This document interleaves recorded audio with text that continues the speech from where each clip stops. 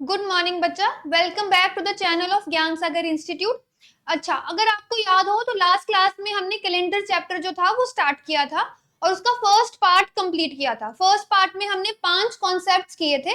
तो जिन लोगों ने वो फर्स्ट पार्ट नहीं देखा है तो प्लीज एक बार देख लेना ताकि आपका चैप्टर जो है वो कवर अप हो जाए।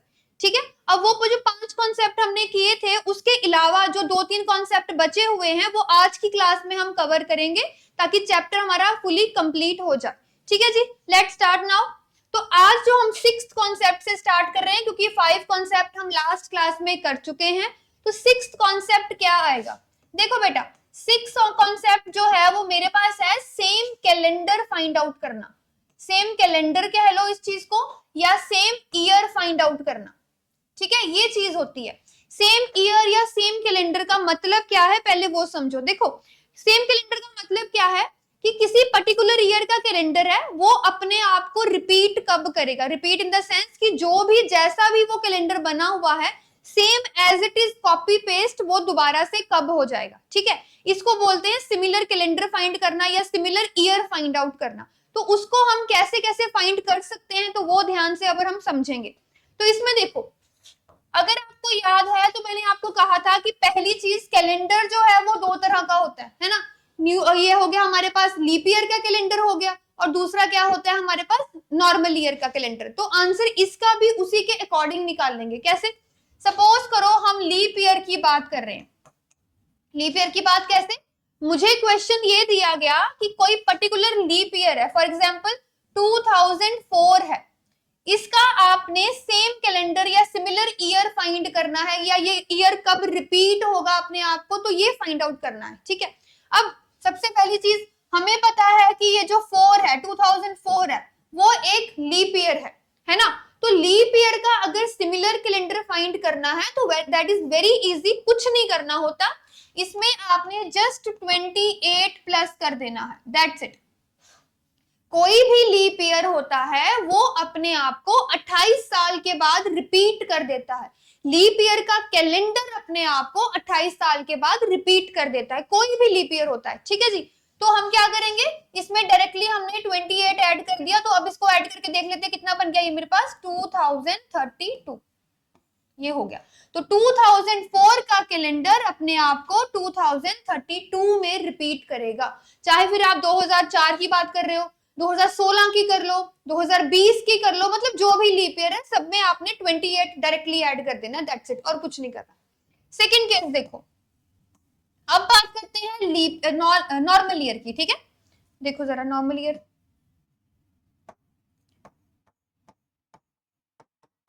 नॉर्मल ईयर है ना।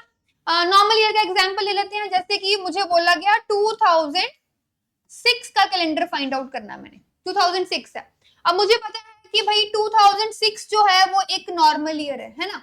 लेकिन बच्चा एक चीज का ध्यान रखना, जब भी हमसे किसी नॉर्मल ईयर के कैलेंडर के बारे में, मतलब रेपिटेशन के बारे में, सिमिलैरिटी के बारे में पूछा जाता है ना, तो हमें ये चीज का ध्यान रखना पड़ता है कि जो नॉन लीप ईयर आपसे पूछा जा रहा है उसका प्रीवियस ईयर क्या था, ये पूछा, ये हमने ध्यान रखना है। ठीक है, तो 2006 का पूछा जा रहा है तो मैं कॉन्सेंट्रेट ये भी देखूंगी करके कि भाई 2005 क्या था, मतलब 2006 का प्रीवियस ईयर क्या था।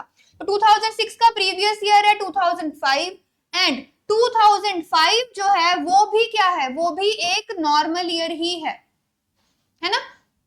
तो अगर ऐसा केस होता है कि जो पूछा जा रहा है वो भी नॉर्मल ईयर है और उसका बीता साल भी एक नॉर्मल ईयर ही था, तो कुछ नहीं करना, आपने जस्ट इसमें 11 प्लस कर देना है, दैट्स इट। 11 साल के बाद रिपीट हो जाएगा, ये 11 प्लस करना है। तो मेरा आंसर क्या आ गया, 6 + 1 7 1 2 0 1 7, दैट्स इट, ये है। ठीक है, लीप ईयर के केस में प्रीवियस ईयर देखने की जरूरत नहीं पड़ती है, लेकिन नॉर्मल ईयर के केस में प्रीवियस ईयर देखने की जरूरत पड़ती है। तो इस केस में प्रीवियस ईयर और करंट ईयर दोनों ही नॉर्मल ईयर थे, तो इसमें हमने डायरेक्टली 11 प्लस कर दिया। 11 ईयर्स के बाद वो अपने आप को रिपीट कर देगा। डन।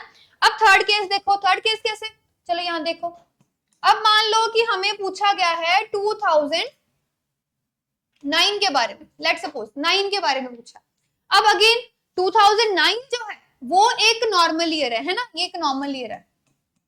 लेकिन मुझे नॉर्मल ईयर के केस में क्या देखना पड़ेगा, प्रीवियस ईयर। तो 2009 का जो प्रीवियस ईयर है वो 8 है, लेकिन इसका प्रीवियस ईयर जो है वो क्या है, वो एक लीप ईयर था, ठीक है ना, केस डिफरेंट हो गया।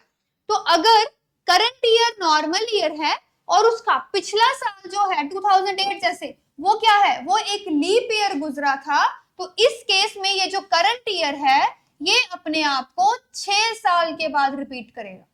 तो इसमें हमने कितना प्लस करना है, हमने 6 प्लस कर देना है। तो 2009 में अगर हम 6 प्लस कर देंगे तो मेरे पास आंसर कितना आ गया, 2015। दैट्स इट, ये चीज है। ये 3 केसेस का हमने ध्यान रखना होता है। ऑलराइट, दोबारा फिर से सुन लो एक बारी। सेम कैलेंडर फाइंड करना है। पहला case leap year. Leap year का जो कैलेंडर होता है वो डायरेक्टली अपने आप को 28 ईयर्स के बाद रिपीट कर देगा, तो डायरेक्टली 28 प्लस कर देना, ठीक है। नॉर्मल ईयर की बात करते हैं। करंट ईयर जो पूछा जा रहा है वो नॉर्मल ईयर है, प्रीवियस ईयर चेक किया वो भी नॉर्मल ईयर था, तो दैट केस में इसमें हमने 11 प्लस कर दिया तो रेपिटेशन आ जाएगी मेरे पास, ठीक है जी। थर्ड पॉइंट क्या है, करंट ईयर तो एक नॉर्मल ईयर है लेकिन बीता हुआ साल एक लीप ईयर था, तो इस केस में इसमें 6 ऐड करना है, ये 6 साल के बाद अपने आप को रिपीट कर देगा, ठीक है। दिस इज इट, बस ये चीज का आपने ध्यान रखना है जब आपने सेम कैलेंडर फाइंड आउट करने हैं। ये था हमारा 6th concept calendar find out, calendar के चैप्टर में से, ठीक है जी। Okay, now let's move on. Okay, 7th concept की बात करते हैं अब देखो, कैलेंडर में बड़ा फेमस क्वेश्चन है कि आपको एक पर्टिकुलर डेट प्रोवाइड की जाती है और आपने उस पर्टिकुलर डेट का क्या फाइंड करना होता है, डे फाइंड आउट करना होता है। कोई भी डेट हो सकती है, कितनी भी पुरानी डेट हो सकती है, बट हमने क्या फाइंड करना है, उसका डे फाइंड आउट करना है। अब देखो वो कैसे करेंगे। फॉर एग्जाम्पल उसने मुझे बोला कि 13 अगस्त 1995 का आपने डे फाइंड आउट करना है। मतलब जब 13 अगस्त 1995 था तो हफ्ते का कौन सा दिन था, ये फाइंड आउट करना है ना। तो इसको हम कैसे फाइंड आउट कर सकते हैं, देखो बेटा इस चीज के बहुत सारे मेथड्स दिए गए हैं, कुछ एफिशिएंट है कुछ एफिशिएंट नहीं है, कुछ 90% एफिशिएंट होते हैं, ठीक है। तो मैं आपके सामने जो लेके आ रही हूँ वो मैंने बहुत बार टेस्ट किया है, तो उसमें एफिशिएंसी जो है वो हमारी 100% है, इसीलिए वही मेथड मैं आपको बता रही हूँ। तो ध्यान से देखो जरा, सबसे पहले जनवरी फरवरी लिख लेते हैं।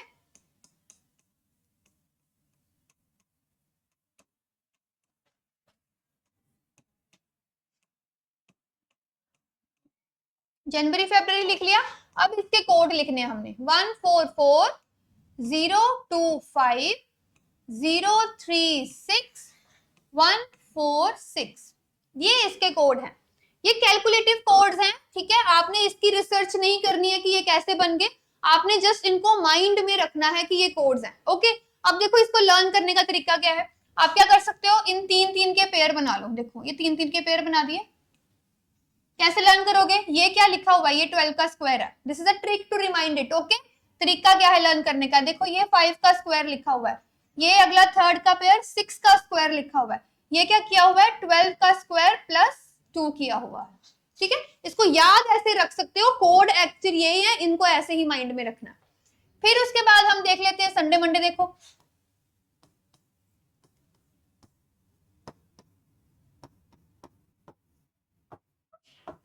संडे का कोड 0 और 7 दोनों ही है, ठीक है।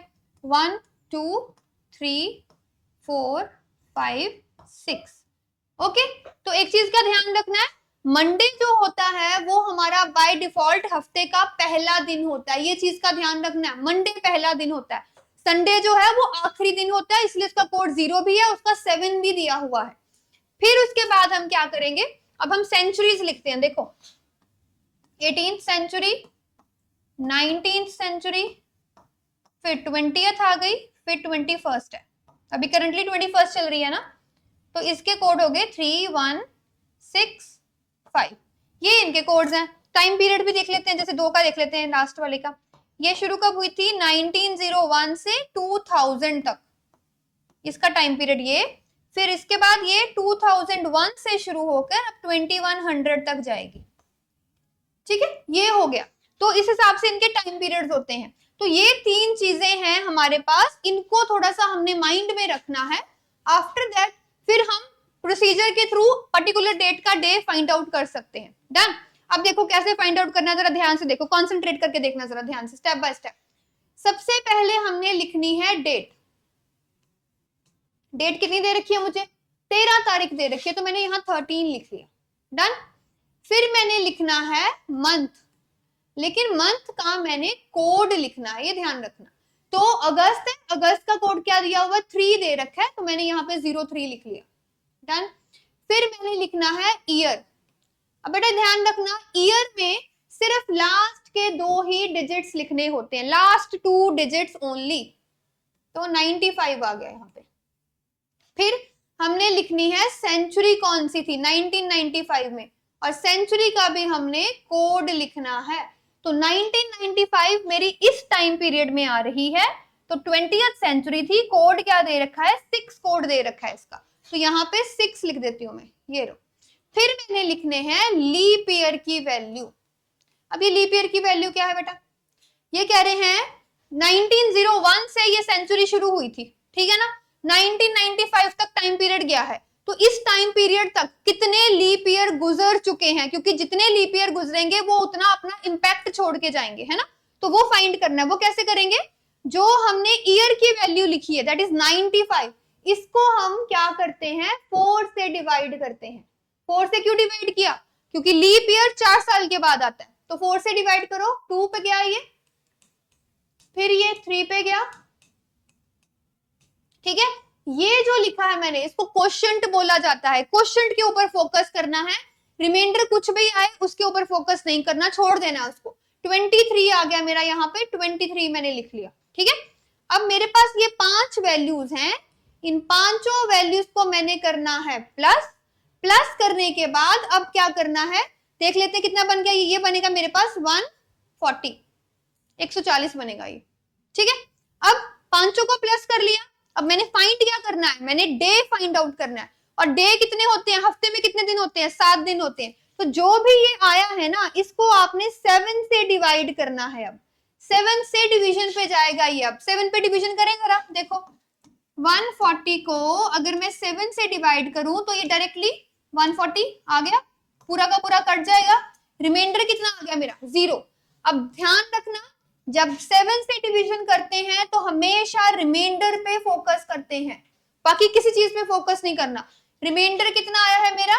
0 रिमाइंडर आ गया, इसी पे फोकस करना है। तो देखो 0 डे कोड जो है वो किसका दे रखा है? 0 डे कोड संडे का दे रखा है। तो इट मींस जब ये पूरी पर्टिकुलर डेट थी तो हफ्ते का कौन सा दिन था? हफ्ते का संडे दिन था, उस दिन संडे था। डन। ध्यान से इस चीज को, अगर एक ही बारे में नहीं समझ आया तो रिवाइंड करके दोबारा समझना हर एक चीज को। बस कोड्स लिखे और कुछ नहीं लिखा है। डेट की वैल्यू लिखी, मंथ ऑफ कोड लिख लिया, ठीक है, कोड। ईयर के लास्ट के 2 डिजिट्स लिख लिए, कोड लिख लिया हमने सेंचुरी का। फिर हमने लीप ईयर की वैल्यू निकाली। वो कैसे निकाली? जो भी ईयर की वैल्यू लिखी थी उसको 4 से डिवाइड किया और क्वोशंट की वैल्यू को उठा लिया, क्वोशंट की वैल्यू को, रिमाइंडर छोड़ दिया, जो भी बचेगा छोड़ देना। 23 लिख लिया। पांचों वैल्यूज को मैंने ऐड किया। ऐड करने के बाद जो भी आएगा उसको मैंने किससे डिवाइड करना है? 7 से डिवाइड करना है। 7 से डिवाइड करने के बाद जो रिमाइंडर आएगा उस पे फोकस करना है। यहाँ रिमाइंडर 0 आया है, तो 0 डे कोड मेरे पास संडे का दे रखा है, तो आंसर आ गया संडे। अगर 4 आया था रिमाइंडर तो 4 के हिसाब से, 6 आता तो 6 के हिसाब से। तो अकॉर्डिंगली मेरा आंसर जो भी आएगा उस हिसाब से हम फाइंड कर लेंगे कि डे कौन सा आ रहा है, ठीक है। तो कोई भी पर्टिकुलर डेट है, कितनी भी पुरानी है, 18वीं सदी की, 19वीं सदी की, कोई भी पुरानी डेट है ना, तुम आराम से इसका डे फाइंड आउट कर सकते हो, इसमें कोई भी टेंशन वाली बात नहीं है। तो इसको एक बार ट्राई करके देखना, अपने घर में अपनी फैमिली में रैंडम डेट्स उठा लेना, बर्थडेज उठा लेना और उसके साथ इसको ट्राई करके देखना, तुम्हारा आंसर करेक्ट ही आएगा। ऑलराइट, ये तो था बेसिक कॉन्सेप्ट डे फाइंड करने का, है ना। अब देखो, जब हम डे फाइंड आउट करते हैं ना तो हमें कुछ चीजों का ध्यान रखना पड़ेगा, कुछ एक्सेप्शंस का ध्यान रखना पड़ता है। अब वो एक्सेप्शंस देखो क्या है। एक्सेप्शन फर्स्ट देखो क्या है। ये कहते हैं कि जो तुम्हें कोई ईयर दे रखा है, सपोज करो जो मंथ दे रखा है, जो पर्टिकुलर डेट है उसका मंथ जो है वो या तो आपको जनवरी दे रखा है या फिर आपको फेब्रुवरी दे रखा है, या जनवरी या फेब्रुवरी, इसके अलावा कोई नहीं।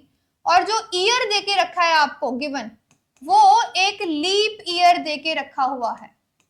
एग्जाम्पल बता देती हूँ। फॉर एग्जाम्पल मुझे ऐसी डेट प्रोवाइड कर दी उसने, लाइक 13 जनवरी 1984, ये है। अब देखो इसमें मंथ क्या है, मंथ जनवरी आ गया। ईयर कौन सा है, ईयर मुझे एक लीप ईयर दिया हुआ है, 84 इज अ लीप ईयर। तो अगर कभी ऐसा कोई कॉम्बिनेशन बनता है ना, तो उस केस में क्या करना पड़ेगा हमें, आफ्टर एडिंग सारी वैल्यूज को जब हम ऐड कर लेते हैं, after adding all the values subtract 1 from it, then divide by 7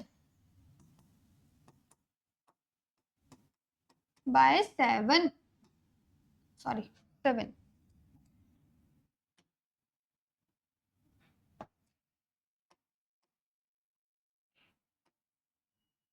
ठीक है, ये चीज करनी है। सारी वैल्यूज 5 वैल्यूज होती हैं, पांचों को ऐड करना है, ऐड करने के बाद उसमें से 1 माइनस करना है, फिर उसको 7 से डिवाइड करके रिमाइंडर देखना है। ठीक है, ये एक्सेप्शन होती है लीप ईयर के केस में, जनवरी और फरवरी के मंथ में, और किसी मंथ में नहीं करनी है, और किसी मंथ में मत करना। डन। सेकेंड एक्सेप्शन क्या हमने देखनी है ध्यान से, कि अगर जो ईयर की वैल्यू है वो हमें एक सेंचुरी ईयर देके रखा हुआ है। सेंचुरी ईयर बेटा क्या होता है, मैंने बताया था, वो ईयर जिसके पीछे जीरो जीरोस आ जाते हैं, जैसे 2000 था, है ना, 1600, 700, 2100 आएगा, तो वो सारी सेंचुरी ईयर होते हैं। तो अगर आपको कोई ऐसी डेट दे रखी है जिसमें ईयर की वैल्यू सेंचुरी है, मान लो जैसे मुझे दे दिया उसने 15 अगस्त 2000, अब 2000 जो है वो क्या है, वो एक सेंचुरी ईयर है, तो ये वाली एक्सेप्शन पे काम करेगा। इसमें ज्यादा कुछ नहीं करना। इस केस में हमने जब हम वैल्यूज लिखते हैं ना, 5 वैल्यूज लिखते हैं, उस केस में क्या करना है, ईयर की वैल्यू आप 100 लिखोगे, फिर बाय डिफॉल्ट लीप ईयर की वैल्यू जो होगी वो क्या आ जाएगी, 25 आ जाएगी। ऐसे करना। मैं इसको सॉल्व करके बताती हूँ। देखो जैसे अगर हम सबसे पहले डेट लिखते हैं तो डेट आएगी 15, है ना, फिर हमने मंथ लिखना होता है, तो अगस्त का कोड मुझे पता है 3 होता है, फिर मैंने ईयर की वैल्यू लिखनी होती है, ईयर में हमने लास्ट के 2 डिजिट्स लिखने हैं, लेकिन यहाँ पे लास्ट के 2 डिजिट्स है ही नहीं क्योंकि ये एक सेंचुरी ईयर है, तो इसीलिए हमें यहाँ पे 100 लिखना है। ठीक है, फिर उसके बाद सेंचुरी कोड लिखते हैं हम, सेंचुरी कोड 2000 तक का तो मतलब 6 ही आएगा। फिर उसके बाद हम लीप ईयर की वैल्यू लिखते हैं। लीप ईयर की वैल्यू क्या होती है, ईयर की वैल्यू को 4 से डिवाइड करना, तो 100 को 4 से डिवाइड करोगे तो बाय डिफॉल्ट क्या आ जाएगा, 25 ही आएगा। ठीक है, अब इसको ऐड कर लेना और डिवाइड बाय 7। तो ये दो चीजों का हमने ध्यान रखना है, दो एक्सेप्शंस का हमने ध्यान रखना है। बाकी कोई भी डेट है, कोई भी मंथ है, कोई फर्क नहीं पड़ेगा, जैसे हमने बताया है बिल्कुल वैसे ही हमने फाइंड आउट करना है। डन, ये चीज क्लियर होगी आई होप। फिर इसके बाद एक चीज और बता देती हूँ, प्रीवियस स्लाइड में देखो, ये जो हमने कोड लिखे हैं ना, ये वाले सेंचुरी के कोड लिखे हैं हमने, है ना, तो कई बार किसी के माइंड में ये चीज आ सकती है कि 21st के बाद अगर 22nd सेंचुरी है उसके बारे में पूछ लेंगे तो कोड क्या आएगा, या 18th से पहले 17th सेंचुरी थी उसके बारे में पूछ लिया तो कोड क्या आएगा। तो बेटा एक चीज का ध्यान रखना, ये जो 3165 है ना, ये सर्कल चलता रहता है, मतलब 3165 है तो नेक्स्ट भी फिर से 3165 भी शुरू हो जाएगा। तो अगर मैं यहाँ 17th का फाइंड आउट करना चाहती हूँ ना, तो क्या आएगा, 5 ही आएगा। 3165 3165 ऐसे सर्कल में चलते रहते हैं ये, तो इस हिसाब से अगर 22nd का फाइंड करना है तो फिर से क्या आ जाएगा, 3 आ जाएगा। ठीक है, तो इतनी डेप्थ में घुसना नहीं है, बेसिक नॉलेज है, मैंने आपको बता दी है। फोकस करो कि कॉन्सेप्ट को समझो, फालतू चीजों में दिमाग थोड़ा सा कम लगाना है। ओके, नेक्स्ट चीज देखो जरा। एक क्वेश्चन है लास्ट में, सिर्फ एक क्वेश्चन बताना है मैंने आपको, वो देखो। कई बार ना ऐसा क्वेश्चन आता है जिसमें पूछा जाता है how many leap years are in 100 years, ये क्वेश्चन होता है। क्या पूछ रहे हैं वो कि 100 साल में 100 ईयर्स में कितने लीप ईयर आए होंगे, ये है। 100 पूछ सकते हैं, 200 पूछ लिया, ठीक है, तो ये पूछ सकते हैं, कई बार पूछ लेते हैं। तो इसको हमने कैसे निकालना है? अब देखो मोस्टली बच्चे क्या करते हैं, 100 ईयर्स के बारे में पूछा तो डायरेक्टली इसको 4 से डिवाइड करेंगे कि 100 को 4 से डिवाइड किया तो 25 लीप ईयर आए होंगे, है ना। सबके माइंड में यही चीज आती है। मैंने फर्स्ट टाइम देखा था तो मेरे माइंड में भी यही चीज आई थी, ठीक है। लेकिन इसका आंसर 25 नहीं है। पता क्या है, 100 को सबसे पहले आपने 4 से डिवाइड किया लीप ईयर फाइंड करने के लिए, 25 आ गए, बिल्कुल ठीक है, करेक्ट है। उसके बाद एक चीज का ध्यान रखना, जो 100th ईयर होगा, देखो 1 से लेकर 99 तक तो फंडा क्लियर हो गया, लेकिन जो 100th ईयर आएगा, 100वां साल जो आएगा, मैंने क्या कहा था, जो सेंचुरी ईयर होता है उसको हमने 4 से डिवाइड करके नहीं देखना होता, उसको हमने 400 से डिवाइड करके देखना होता है। तो ये 100th ईयर जो है ये एक सेंचुरी ईयर है, तो इसको मुझे 400 से डिवाइड करके देखना पड़ेगा कि क्या ये सेंचुरी है, क्या ये लीप ईयर है। तो 100 जो है, 100th ईयर जो है वो 400 से डिविजिबिलिटी में नहीं जा सकता। इसका मतलब 1 से लेकर 99 तक तो ठीक है फंडा, लेकिन 100th ईयर जो है वो लीप ईयर नहीं है। तो हम क्या करेंगे, 25 में से 1 माइनस कर देते हैं, ठीक है। तो यहाँ पे आंसर आएगा कि 24 लीप ईयर्स गुजरे होंगे 100 ईयर्स में, ये है। तो 100 साल में 25 नहीं 24 लीप ईयर्स होते हैं। सेम एग्जांपल ले लेते हैं, 200 साल का ले लेते हैं, सेम चीज। उन्होंने पूछा 200 साल में कितने हैं, तो सबसे पहले वही चीज, 200 को 4 से डिवाइड किया तो कितना आएगा, यहाँ पे 50 आ गया, ठीक है। तो ये क्या करता है, 100वीं और 200वां साल जो है उसको भी काउंट कर देता है। लेकिन सोचो 200 में पहले एक 100th ईयर आया होगा, उसको मैं 400 से डिवाइड करूं तो नहीं हो सकता। फिर 200th ईयर आया होगा, उसको 400 से करूंगी तो ये भी नहीं होगा। तो 2 तो साल एलिमिनेट हो गए, तो 50 में से 2 एलिमिनेट कर दो तो मेरे पास आंसर कितना आएगा, 48। ये करना होता है हमें, ठीक है। तो इस चीज का ध्यान रखना है कि पहले लीप ईयर फाइंड करने के लिए 4 से डिविजिबिलिटी करो, फिर देखो उस पर्टिकुलर टाइम पीरियड में जितने भी साल वो दे रखे हैं उसमें जो सेंचुरी ईयर आए होंगे क्या वो 400 से डिविजिबल हो रहे हैं कि नहीं। अगर हो रहे होंगे तो वेल एंड गुड है, नहीं हो रहा होगा तो टोटल वैल्यू में से उतना को मैंने माइनस कर देना है। यहाँ 1 नहीं हुआ तो 1 माइनस कर दिया, यहाँ 2 थे तो 2 माइनस कर दिया, तो मेरा अकॉर्डिंगली आंसर आता है, ठीक है। बाकी प्रैक्टिस है, जितने क्वेश्चन सॉल्व कर सकते हो उतने सॉल्व करके देखो, डाउट्स होंगे अपने क्लियर किया करो, और कोई चीज नहीं समझ में आती है तो वीडियो को रिवाइंड करके देख लिया करो, सारे कॉन्सेप्ट अपने आप क्लियर हो जाएंगे। लेकिन याद रखना, जब तक खुद के हाथ से प्रैक्टिस नहीं होगी तब तक कोई एडवांटेज नहीं है। मेरी बोली हुई या किसी भी टीचर का बोला है जितनी मर्जी बार सुनते रहो, अपने हाथ में करना पड़ेगा तो ही पेपर में कर पाओगे, ठीक है जी। तो ये था हमारा आज का चैप्टर, होपफुली क्लियर हो गया होगा। पहली वीडियो इससे प्रीवियस वाली देख लेना, सेकंड पार्ट ये मैंने करा दिया है, कैलेंडर चैप्टर को कंप्लीट है, अब क्वेश्चंस कर लेना, ठीक है। तब तक के लिए गुड बाय, गुड हेल्थ।